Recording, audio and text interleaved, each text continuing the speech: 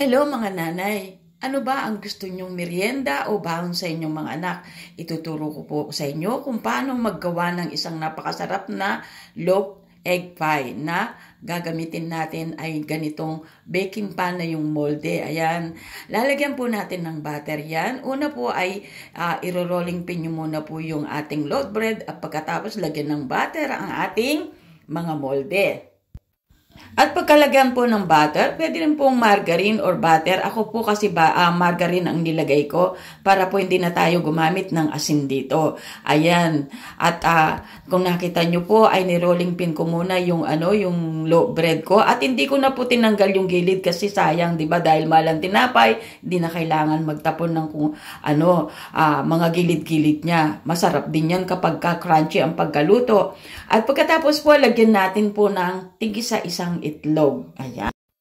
Ayan. At nalagyan na po ng itlog lahat yung 5 pirasong tinapay, 5 pirasong loaf bread.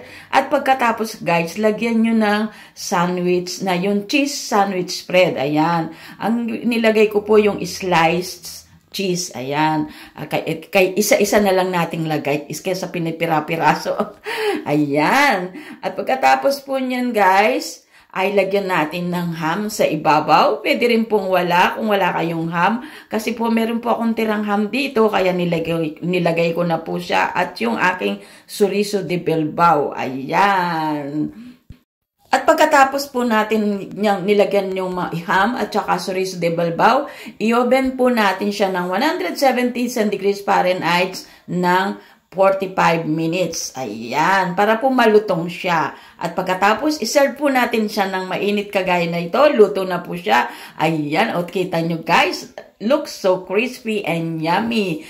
Masarap po ito guys. Naku. Ito po ay pwedeng pambahon, pwedeng pang merienda, at kahit anong okasyon pwede rin. Ayan. Tikman na natin siya. Napakalutong nito guys. At ang sarap. O, yummy. Tikman natin guys. Eto na siya guys. Ang sarap niya. Yummy. Delicious guys. Wow. Ito na po ang ating napakasarap na loaf bread pie. Yummy yummy. Kain na na.